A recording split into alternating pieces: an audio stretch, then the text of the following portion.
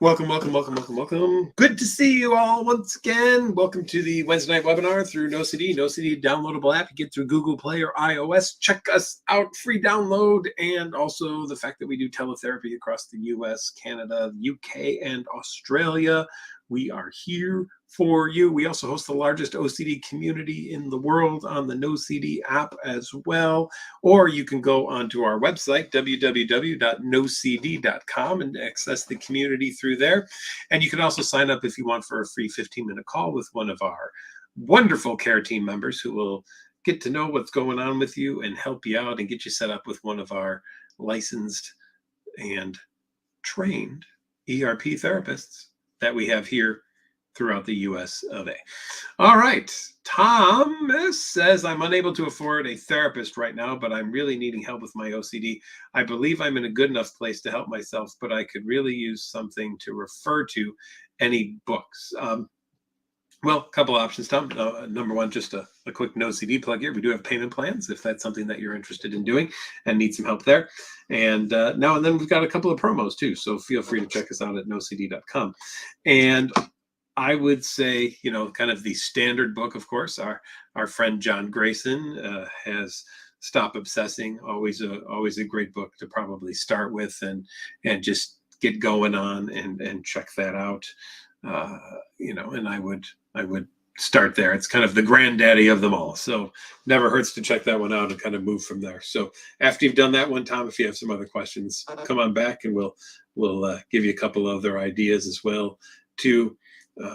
Shameless self-promotion. My book, the OCD Answer Book, was written more as a Q&A, just if you have Q&A things about OCD, can be very helpful for people who are just starting out in the OCD world, figuring out what it is, or good for a stocking stuffer for family and friends, so they will understand what OCD is well too. So, Mez says, hi, I've been doing really good with my ERP, but the problem is not judging myself for intrusive thoughts at the moment. Any advice? Well, Mez,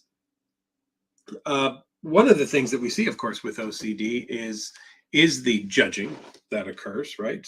There is a lot of judging that happens in OCD. And of course, one of the reasons for that is that OCD is a big fan of things like guilt and shame and all of those things. In fact, in the diagnostic manual, OCD really talks about anxiety or distress. It really misses the mark, though, on some things, because it ought to, I think, mention disgust and guilt and shame and other things as well, too, that are just really also big problems in people's lives. So my advice would be, first of all, I want to ask you, Mez, what do you get out of judging yourself for all of the intrusive thoughts or images or urges that you have? What is the payoff of it? And you may say, well, there's no payoff for it. I get nothing out of this whatsoever. I don't even understand why I do it. There's absolutely no payoff that goes on at all. And I would reply to you, that's totally wrong. You wouldn't keep doing the judging if you weren't getting something out of it. I approach therapy from this kind of aspect, which is no human being does any behavior without being rewarded for it. Now, you might say, how could I be rewarded for such a behavior that makes me feel miserable? And my reply would be, it may make you feel miserable in the long term, but in the short run, maybe OCD says reminding yourself and judging yourself of all of these thoughts will keep them at the forefront of your head so that you'll make sure that you don't purposely do them, or that you hopefully don't think of them again, or something along those lines. So there's a function to this behavior, to this judging that you're doing.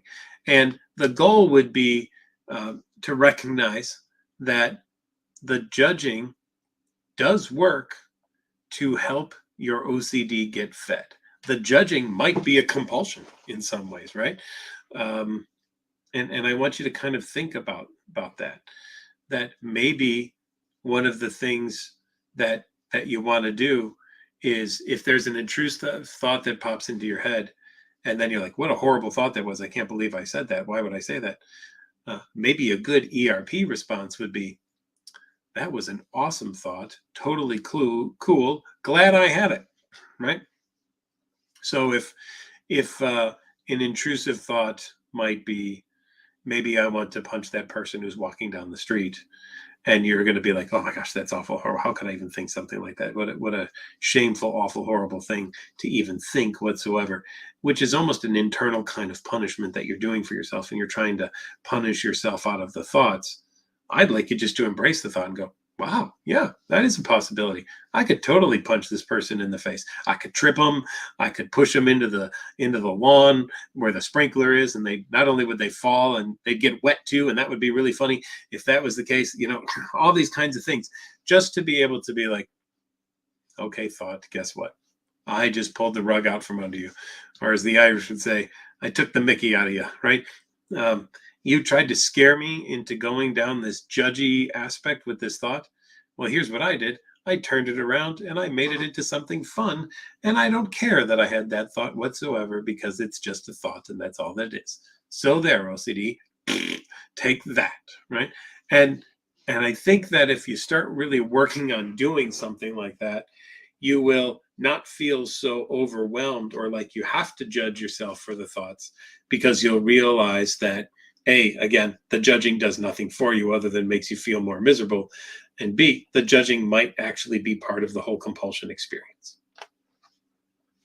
Evelyn says, when praying or saying something out loud, my intrusive thoughts say the worst things, and I have to go back and repeat the words 3 times to make sure I'm praying and saying the correct words. All right, well, then Evelyn, we would not want to do that. We would not want to go back and repeat the things 3 times. We would not want to make sure that you're saying the correct words. And when you say your intrusive thoughts say the worst things, I'd challenge that and say, are there really worst things? I mean, what are worst things? I think that that's just a judgment that your OCD is putting upon you, that you're saying the absolutely worst things, because other people may hear them and laugh at them or think that they're funny or weird, or just be like, yeah, whatever, who cares? And I don't know that I'd universally get from everyone else the notion that they are the worst things, right? So now here's what you have to do. You've got to look at what you're doing, which is you're doing compulsions.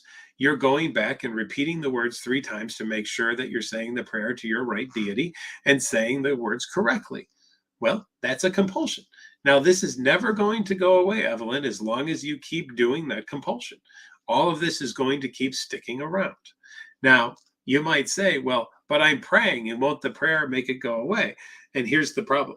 I don't think here you're actually praying. I think you're compulsing instead. When you pray to a deity to try to commune with the deity, that's a prayer. When you're going back and doing what you're doing, though, you're not actually saying a prayer. Even though it's under the guise of a prayer, you're actually doing a compulsion in this kind of experience. And what we need to do, because this is what we know about OCD, we need to have compulsions go away, right? Compulsions are the food of obsessive compulsive disorder, just like eucalyptus leaves are the food of the koala bear. So you want to keep OCD around, keep doing compulsions. You want to keep koalas around, grow some eucalyptus, right? But that's the kind of stuff that you have to do. And so we want to make sure that we're not doing compulsions. That's what's got to go. And OCD is not going to go away if you keep on doing compulsions. Alex says, how can I ground myself while going through really intensive intrusive thoughts and OCD episodes outside of the SOS help on the app? Well, A, I'm glad you like the SOS help on the app. That's really awesome. And B, I want you to live your life, Alec, even if there's an intrusive, intensive thought or image or urge that's going on. In the past, people always said, sit with your OCD intrusive thoughts. But I think some people were literally thinking that means find a seat, sit down, and stay with it until it passes. So I've been trying to get myself to think more about living with OCD, right? I don't care what pops into my head. I'm going to go live the life that I want to live and do it anyway, even if there's something in my head right there, right? Now, I've likened this sometimes, and some of you have heard this example, so forgive if you've heard it. I've likened it sometimes to the fact that I have tinnitus, right? So to me, I'm always hearing a sound that no one else in the world is hearing. And that sound is really, really annoying, right? I mean, it's kind of like someone went to a very large organ at a stadium and found the key that had the highest note possible, and turned it on, and then put a rock on that key, and then walked away. And it has an everlasting source of power, and all it does is keep playing that same note over and over and over again.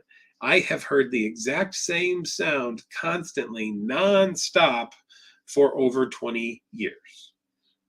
It's actually more than 25 years now. So I can't get it to go away. There's no medical science out there yet that has found a way to make tinnitus go away. There's probably a lot of research being done on it, but no one's figured it out yet. So I'm content, though I don't like it, with knowing that I'm going to live the rest of my life hearing this stupid sound. That's just the way that it's going to be. It ain't going away, right? Now, Alec, sometimes the sound gets louder and more intrusive. What should I do? Should I tell it to go away? Should I wish it to go away?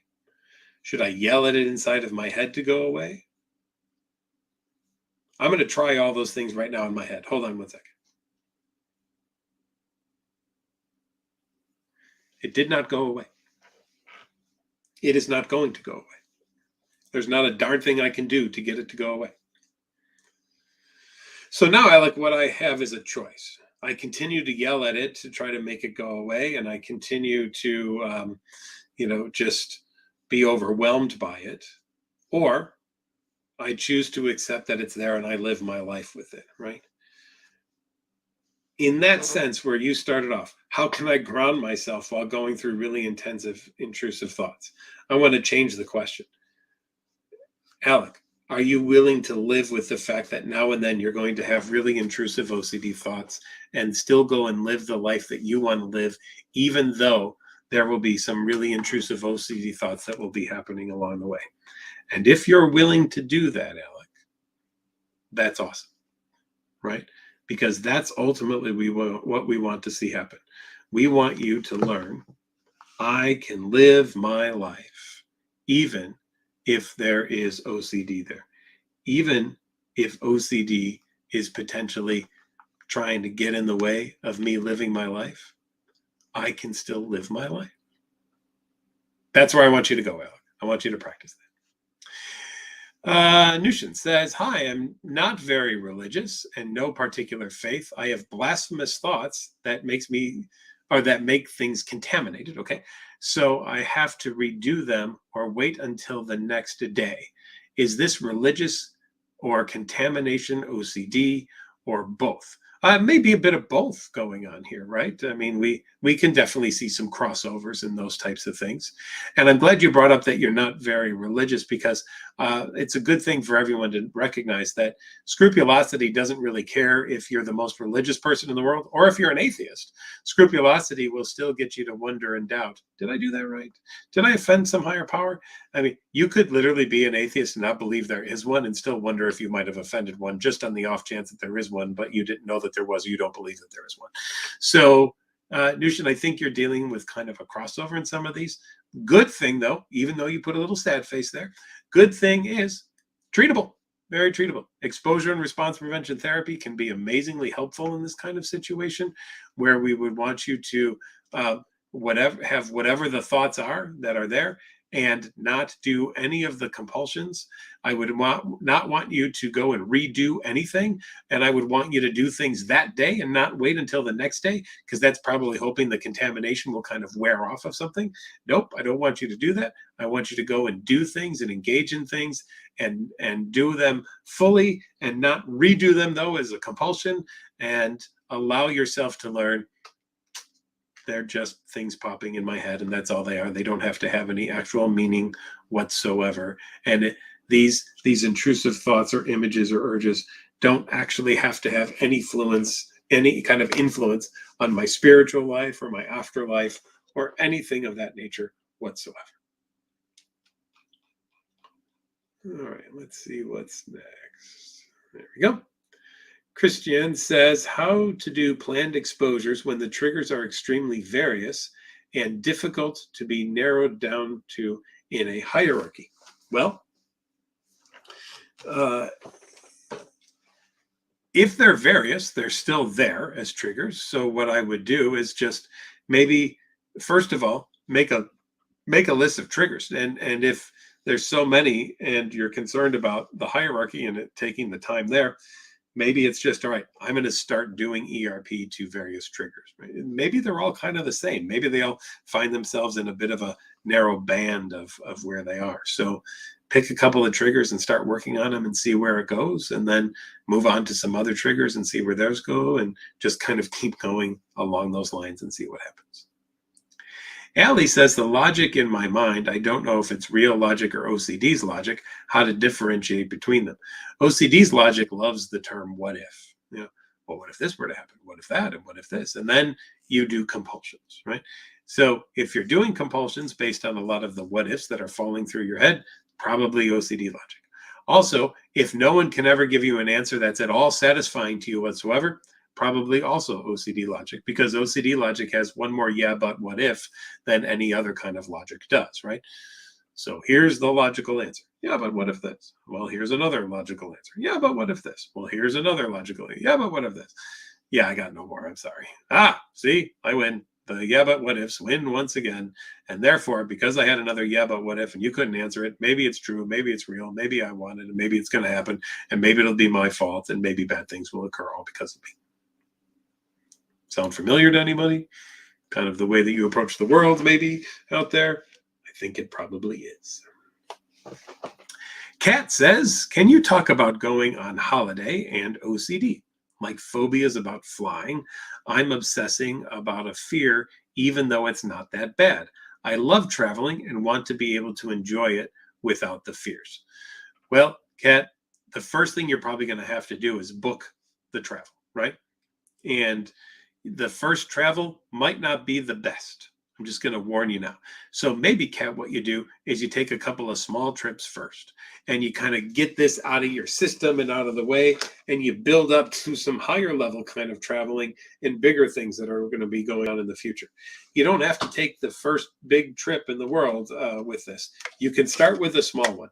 Get on a flight and fly to the next city away from where you're at. Maybe that's a good start, right? And then after that, fly 2 cities away. And after that, fly 3 cities away, right? And stay overnight in a hotel. And maybe the first night is a 4-star hotel, and the next one is a 3-star, and the next one's a 2-star. And you just allow yourself to kind of get engaged in more and more things that might feel a little bit more suspect to you overall, so that you learn that you can handle a broader array of difficulties or fears or stressors than you've given yourself credit for to be able to do. Carissa says, can a therapist from NoCD tell if it's suicidal or OCD or ideation?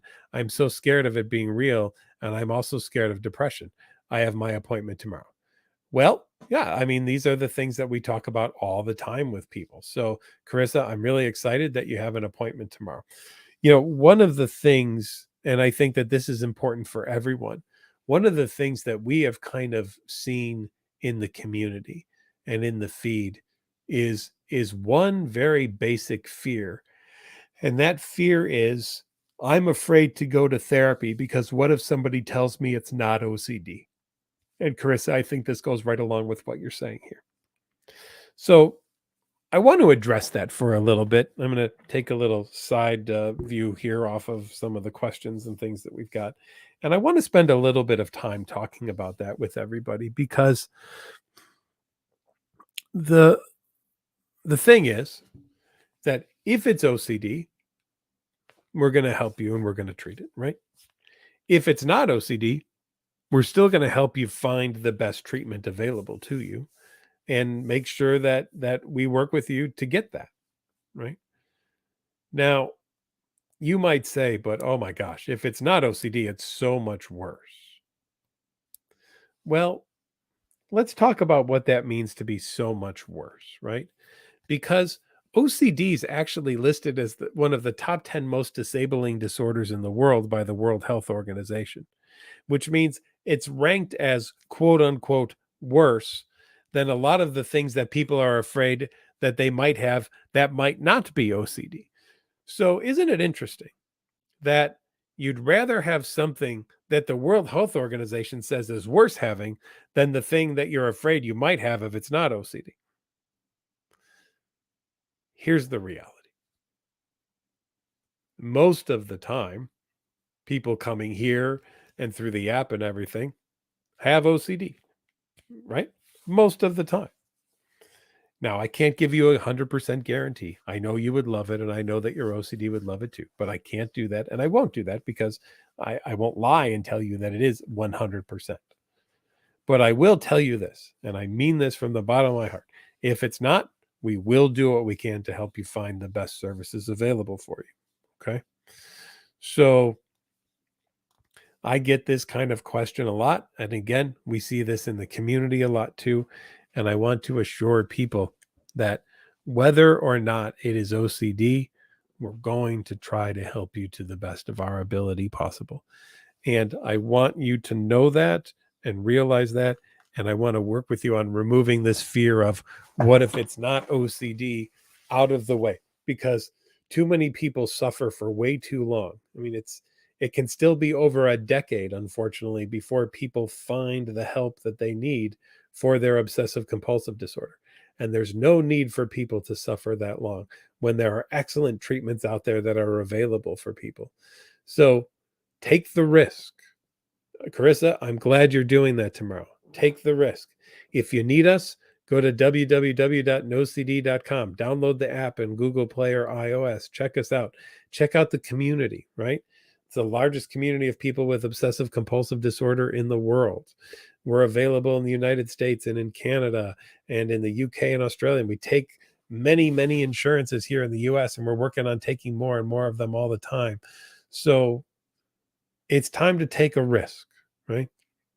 I mean, living with OCD sucks, right? OCD is about the crappiest roommate that I've ever seen anybody ever have, right?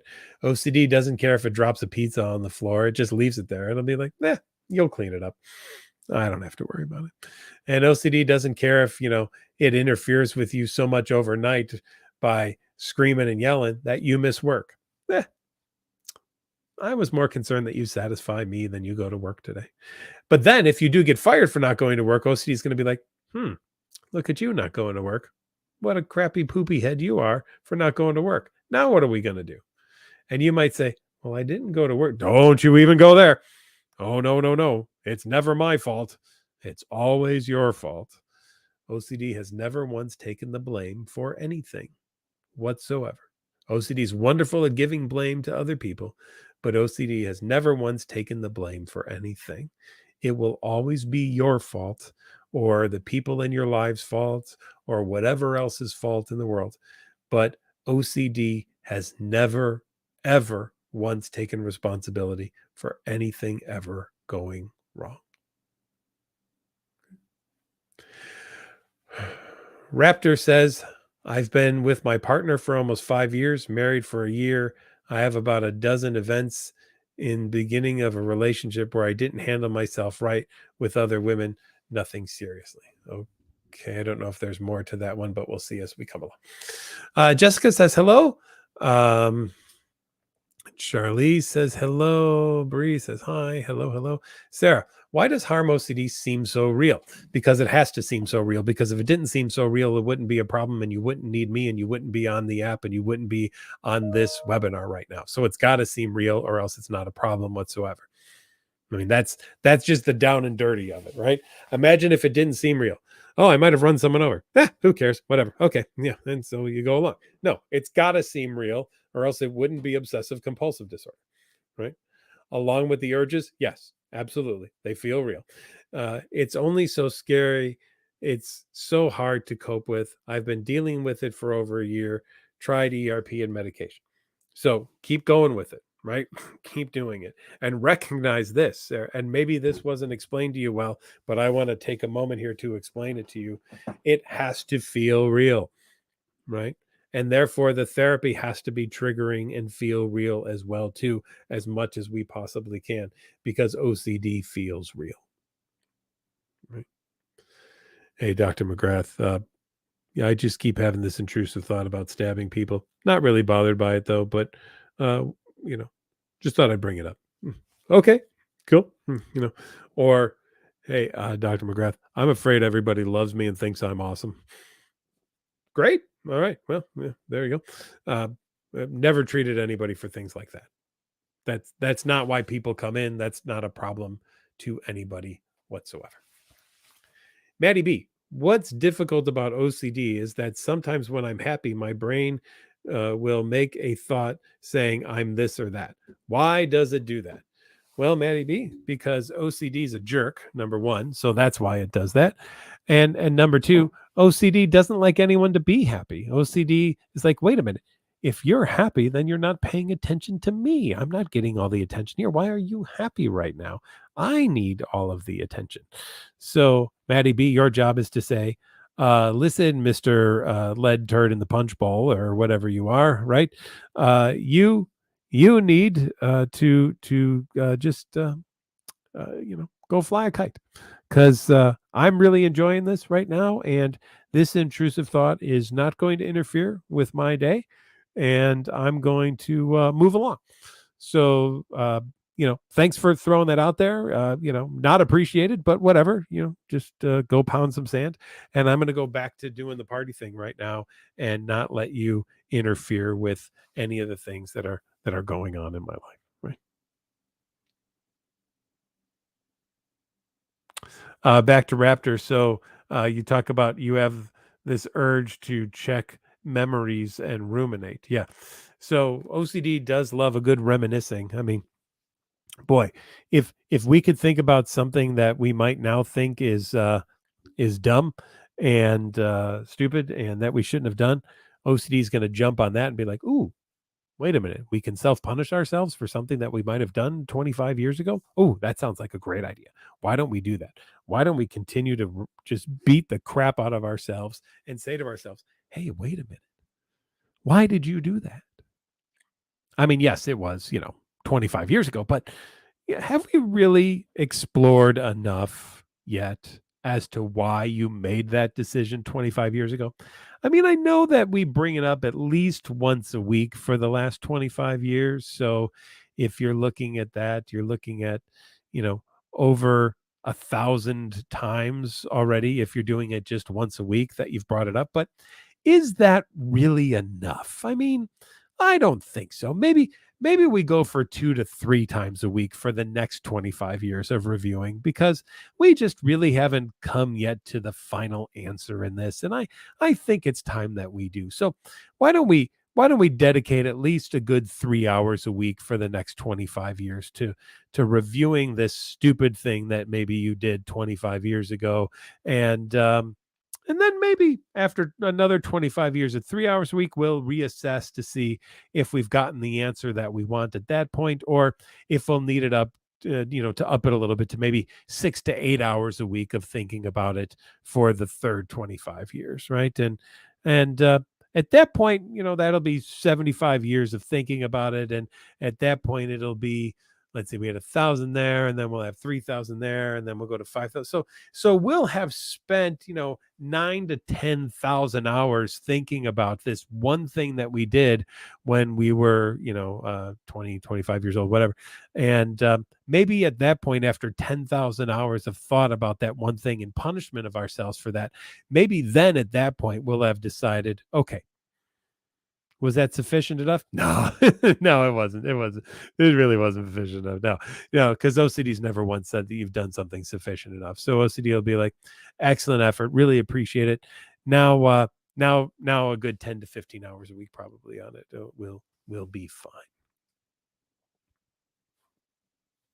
Is that what you want for your life? Is that where we're going to go? Or is it, well, that happened. Okay. What do I do next time if that comes up again? If I don't like the thing that happened and I don't like the result that I got, what do I do next time to not let that go that way? Oh, I'm going to try this instead. Okay, cool. Great. That's what I'll do. I'll go do this instead of that. All right, wonderful. Sounds awesome. Rebecca says, pedophilic OCD, can it feel like, yes, of course. Of course. I'm not even going to read the rest of it. I'm just going to say, yes, of course it can feel like, because what do we talk about here every single week? Because a question like this comes up every single week. When it's the question starts off with, can OCD do blank? Yes, sure. Why not? It can lead you to feel anything. Like, so you say here, can it actually, sorry, I can't read anymore. POCD, can it feel like you actually want it, like you are on the brink when you're around your own kids? Of course, 100%, no doubt about it. Absolutely. But feelings are not truths, everybody. Just because we feel something doesn't mean that we want something or we like something or that it's a truth, right? Remember that. I mean, OCD loves the word, oh, but it feels like, oh, the glorious phrase. It feels like this and it feels like that. And oh, it feels like, well, who cares? Why does it matter that it feels like something? I don't know. I don't really want to know what things feel like. I want to know what they are. I don't want to know what's actually going on. Oh, but Dr. McGrath, it feels like this. Okay, let's move beyond that then. Now tell me what's actually going on, not what it feels like is going on. Tell me what's actually going on. Tell me what's actually happening with you. That's what I want. But the trickery of OCD is it feels this way. I mean, and it feels real as well, too. And though, therefore, if it feels real, does that mean it is real? And if it feels like I want to do something, does that actually mean that I want to do something? You know, OCD loves a couple of qualifiers to throw in anywhere on anything. And that's what you're seeing here in this type of situation. More and more qualifiers coming into that very situation. Carissa says, how do we tolerate scary, uncomfortable feelings and emotions? By allowing yourself to be with them and not doing compulsions or other safety behaviors as a way to make them go away. Because the moment you start doing that and going down that road of saying, this is bad and this is awful and this is horrible and this is scary and this is uncomfortable and this I shouldn't be having and all those kinds of things, as long as you're going down that road and you're saying, this is the only things that are acceptable and all these other things are not acceptable, so therefore I need to do something to neutralize or make these other things go away, those are the very things then that you're going to be looking out to see, wait a minute, am I having one of those? Because I don't want to have one of those, because you know how bad one of those are. I really don't want to have one of those, so let's hope I'm not having one of those. But what if I'm having one of those, but I don't want to have one of those? Oh my gosh, well, let's just assess to see if I am having one of those. Assess. Oh, wait a minute, it feels like I'm having one of those. Does that mean it's true that I am having one of those? What if the feeling that I'm having one of those is the actual reality that I am having one of those? Oh my gosh, now I got to think about that for a while too. And now I have to wonder, does feeling it actually make it true or real? And does feeling it mean that I want it? And what if I did want it? Because that wouldn't be what I want. Because I don't want to want it. But what if I did want to want it and I didn't know that I wanted to want it? Because if I didn't know that I wanted to want it, but I had it, then does that mean that I actually made it happen? And I could have not had it made it happen by not purposely thinking about it, trying to see if I was thinking about it, even though I didn't want to think about it, but I needed to check to see if I was thinking about it. Because if I didn't check to see if I was thinking about it and I was thinking about it, then something happened. It would have been my fault because I didn't know I was thinking about it, even though I should have known that I was thinking about it. So I had to check to see if I was thinking about it, if that was the case. Sound familiar to anyone? Anyone's brain work that way? Has that been a part of your lives? Is that the way you look at the world? It's a bit overwhelming, isn't it? It's a bit much if that's the way that you're going to look at things. And yet, I just jumped down to the end because I wanted to see. Wow, yes. Oh. people liked that one, it seems. Okay. I'm glad. I'm glad that I was channeling the OCD brain going on there for a moment, right? And when you hear me say it seems ridiculous, doesn't it? Right? You're probably like, this guy's on crack or something like that. What is going on in this guy's head right now? Why? Holy moly. But I want you to realize I've worked for 22 years with people who have OCD, and I know that that's how people's brains with OCD work. Right? I know, right? So Laura just said, your husband just realized that's what's going on in your head. Yes, Laura. And I want your husband to really pay attention to what I said. And if you want, this will be out on YouTube. Go back and play it, because Jamie, it is recorded. Okay, we do record this, so Jamie, it will be on YouTube probably by tomorrow. Go back to about 30 minutes into this thing, and you'll see that what I was just doing there. And let other people listen to it. Okay. If you've never been able to explain it to them, play that clip for them. And maybe then they'll kind of understand what OCD can really be like. Right? So it's always fun to do this. It's always fun to be with all of you and to kind of, in some ways, I try to pull the rug out from OCD, right? Believe me, love all of you to death. So happy you're here. Not a fan of your OCD though. I think it's an ass. And I'm going to make fun of it, and I'm going to rib at it, and I'm going to poke at it, and I'm going to do anything that I possibly can to get OCD to go away, right? Because it's just a pain. Carolyn says you have an appointment tomorrow. Awesome. You want to know if hoarding is always OCD or can be OCD. My brain works how you describe. Well, Carolyn, so here's the history of hoarding, just so all of you know. Hoarding used to be considered as OCD. Now, hoarding is an OCD related disorder. And what that means is that we see a lot of similarities to OCD, but we know that it's fundamentally kind of its own thing as well too. So, many people, or almost all people really, with obsessive compulsive disorder will experience it as what we call ego dystonic, meaning they don't really like it, right? They wish it would go away. And so there was what looked to be compulsive in hoarding. People kept getting stuff and holding on to things and all of that kind of stuff, right? But hoarding, for a lot of people, on the surface, it doesn't seem so ego dystonic. Many people would like me to help their OCD go away, and many people with hoarding would just like for me to go away, right? Because they're very afraid to deal with the getting rid of stuff. It can be very difficult. So we know that similar therapies, there's a kind of a version of CBT ERP that's very helpful for hoarding. And we know that hoarding can be very successfully treated, and you can maintain the gains for hoarding as well too.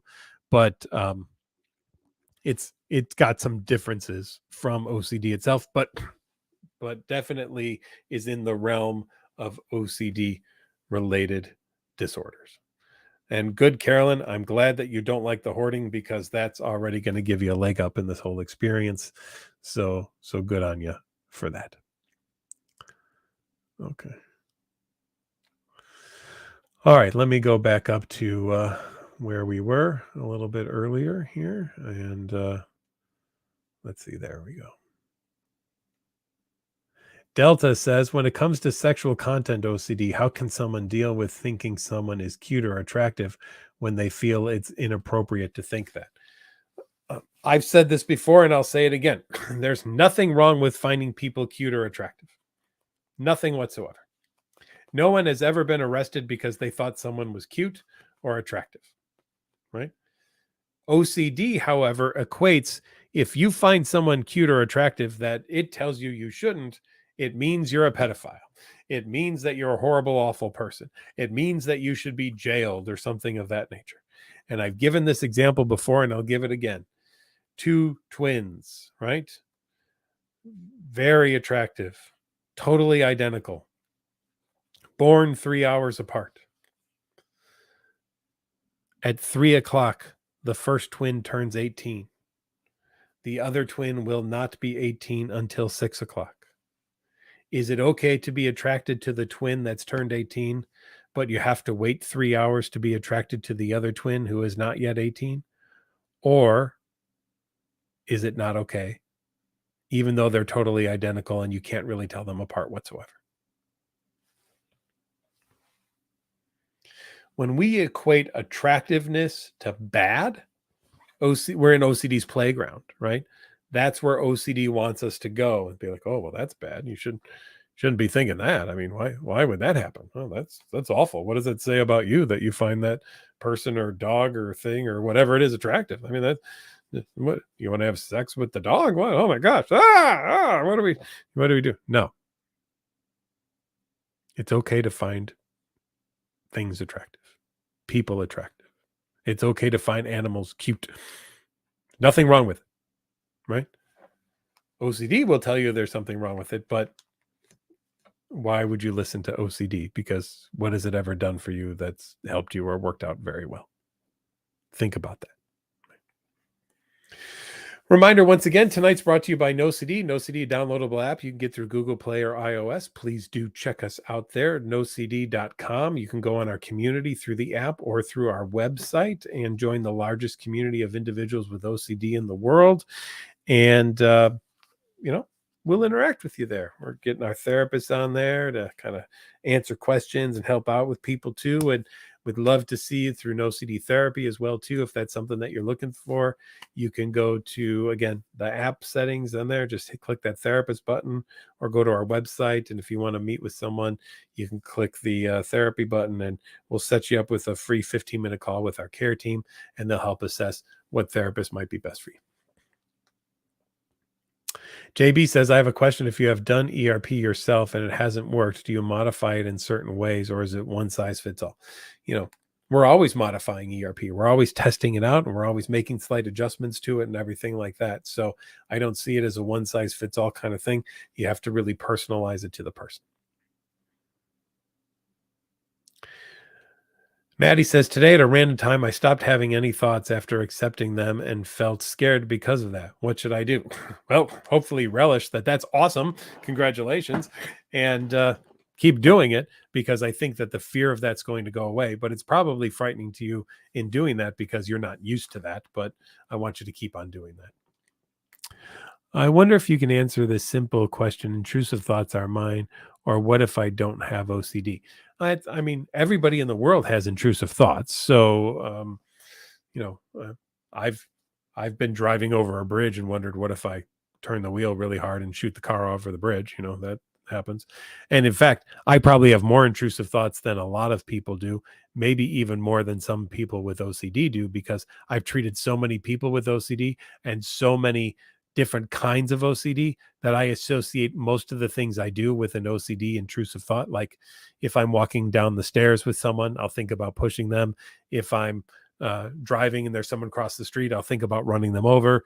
If there's a kid throwing a tantrum in a mall, I'll think about kicking them in the head. If it just doesn't matter, name a situation and I'll probably have some kind of intrusive thought about it. But just because I do doesn't mean that I have OCD, right? I don't, but I have intrusive thoughts constantly. Allie says, how do we stop a thought loop in its tracks? Just accept that it's a thought, Allie. I mean, that's really one of the best things that you can do. Oh, there's that thought. Okay, yeah, whatever. And then move on. Not, oh, there's that thought. Why did I have it? What does it mean? What if I like it? What if I wanted it? What if I caused it? What should I do to make it go away? Oh my gosh, now that I'm thinking about it, it's not going away. Well, now I'm in a real pickle here, aren't I? Because I want it to go away, but it's not going away. So I'll think about it more. Oh, shoot. As I think about it more, it keeps coming back. Oh, crap. Now it's coming back more, but I don't want it to come back more. What do I need to do? Well, maybe I'll think more about it and I'll tell it to go away. Oh, I told it to go away. Now it's even stronger. Yeah, crap. What do I do now? All right. Well, maybe I didn't tell it to go away loud enough. Maybe I need to scream at it in my head for it to go away. I'll try that. Damn, no, that didn't work either. All right. Now, of course, I have to now cancel my interview that I was going to do because how could I potentially do the interview with this thing sitting in my head? I need to make it go away. Oh, shoot. What am I saying? I need to make it go away. It just feels like it got stronger and it wants to stick around more. Damn. What do I do? On and on and on and on and on. Or, Ellie, this thought keeps repeating itself. Well, maybe instead of trying to stop it, I'll do what I would do if I had a song stuck in my head. I'm going to record it and I'm going to play it over and over and over again. If you're doing OCD therapy, you've got great tools to be able to use on the app there, and you could do a loop tape. I'll just record it on a loop tape, and I'm just going to listen to it over and over until I'm so stupidly bored with it that it doesn't bother me whatsoever anymore. That's where you want to go. Carly says, I feel like OCD has overlapped certain routines I have as an autistic person. Oh, yes, for sure. And these often appear as eating disorder symptoms. Is there a clear way of making a distinction between rituals and routines? Yeah, great question, Carly.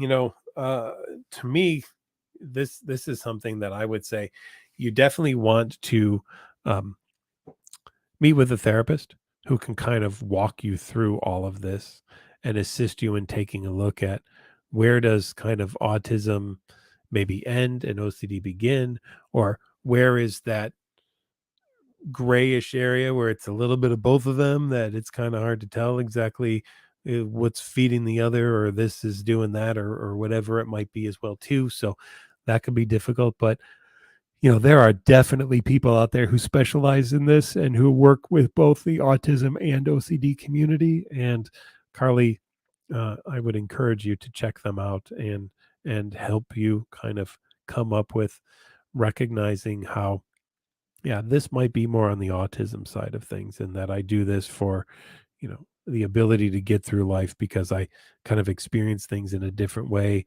than a lot of other people do who might be more uh, on the non-autism spectrum of things, right?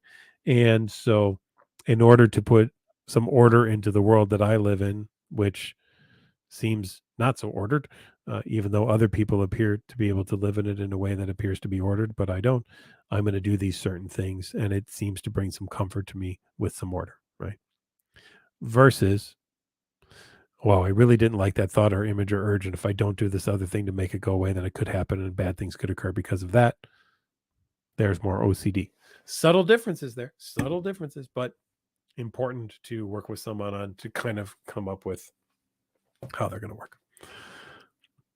How do payment plans work at NoCD? We can set up a weekly payment plan with you. So we just come on back and check in with our billing team, billing@nocd.com. They'll be able to talk to you exactly about that, or with our care team, care@nocd.com. Awesome. Jamie says, talked to someone yesterday who I told I had OCD, and she started to talk about her and her OCD moments. It felt unintentionally dismissive, and I second guessed myself. How can I be sure I have it? So I'm glad you brought this up, Jamie. I really, really am.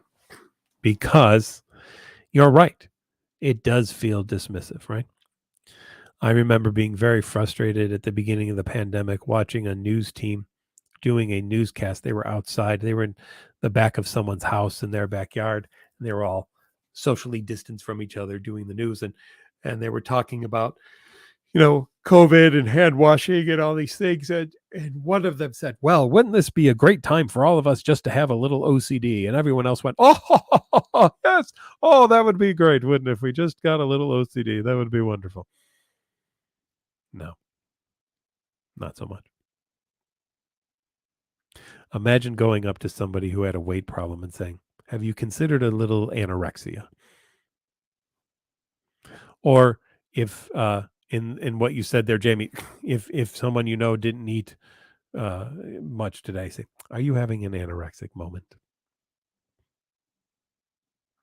People would be up in arms if we said that. The hate mail I would receive if I made statements like that to people. Right? Well, that's not a laughing matter. That's not funny. Why would you say something like that? Well, guess what? OCD is not a laughing matter either, and OCD is not funny. And you don't just have little OCD moments. Everybody has quirks. Everybody has things they do, right? We don't have to label it as obsessive compulsive disorder. We're all quirky. We all have things. I get it. All right. But let's not just stoop to the level of saying that we have an OCD moment when we don't have OCD, right?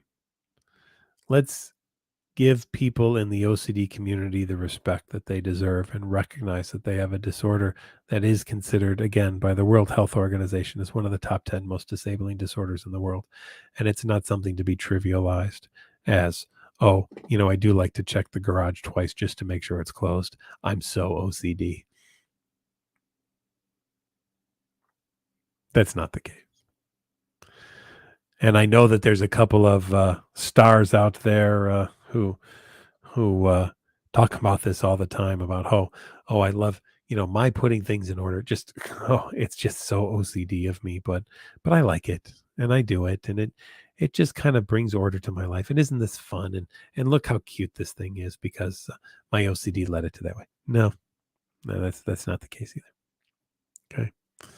So Jamie, if there's one thing the doubting disorder, which is OCD's nickname, if there's one thing the doubting disorder loves, it's getting you to doubt if you have OCD, because recognizing you have OCD might be the first step toward getting rid of OCD.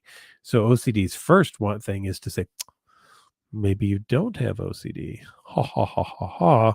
And now I've distracted you away from thinking I'm here.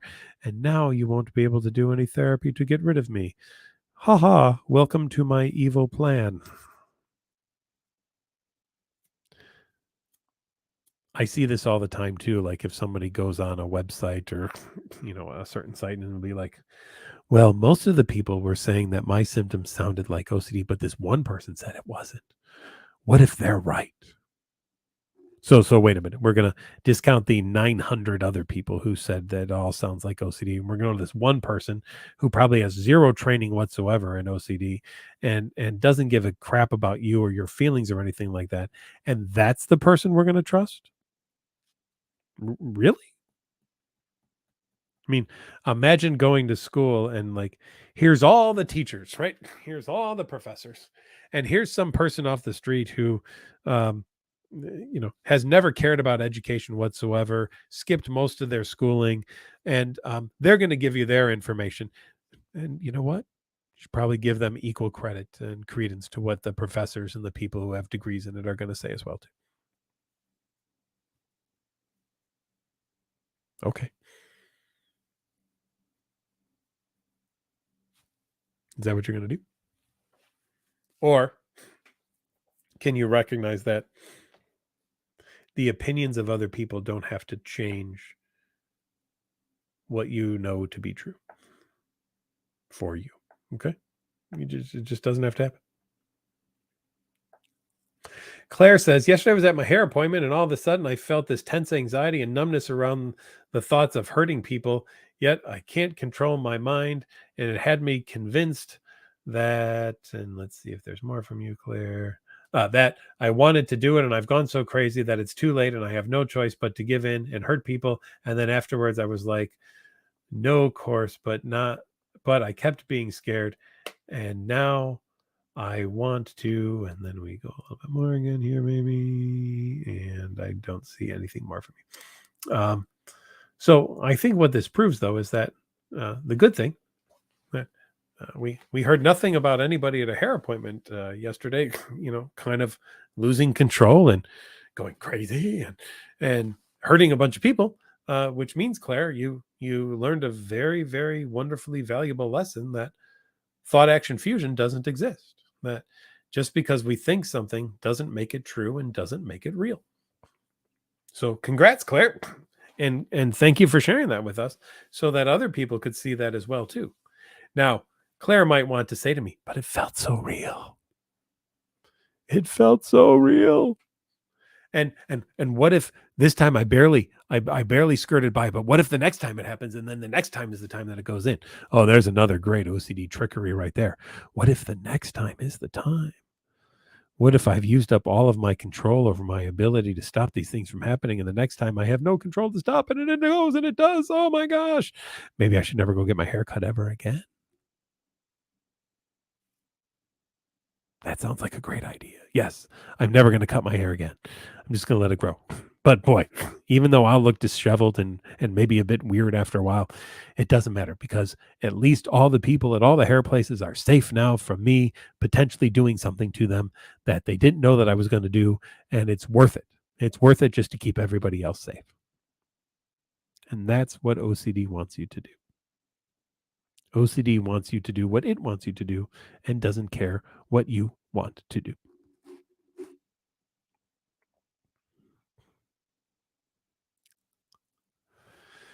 The nice DD77. Is obsessive compulsive disorder considered a mental disability or special needs, such as autism, for example? Does he need special care or special treatment by the government or work?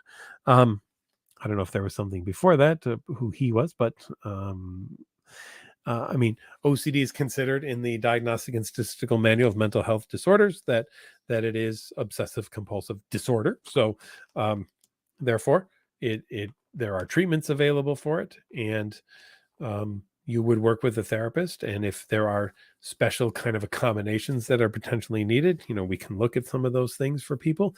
But my goal is, even if there are accommodations applied at the beginning, you want to try to work people out of those accommodations eventually so that they can just go live the life that everybody else is living, even though they have OCD.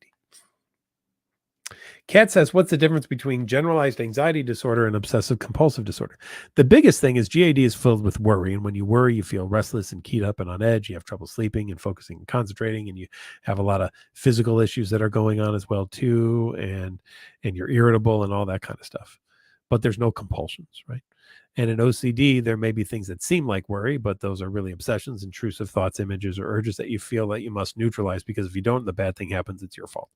And so those really would be the differences in those two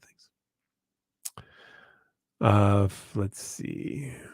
Fernando says, how should I do exposure? I'm treating OCD by myself at the moment. Sometimes I struggle with ERP because I switch from one worry to another so fast.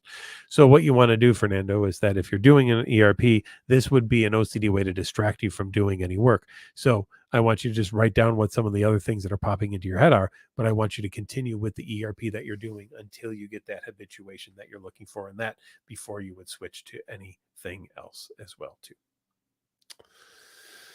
Well, we're getting toward the end here. We're kind of wrapping up a little bit. Let me just see if there's any other things that we need here toward the end. Naomi liked my, have you tried a little anorexia? Thank you, Naomi. Yeah. As I leave you tonight, I want everyone to just take a moment here. All right. Let's just all take 5 seconds here. Just 5 seconds. Hold on. Now, whether you're by yourself or you're with a loved one, I want you to allow yourself the grace, the opportunity to recognize that you are more than what pops into your head.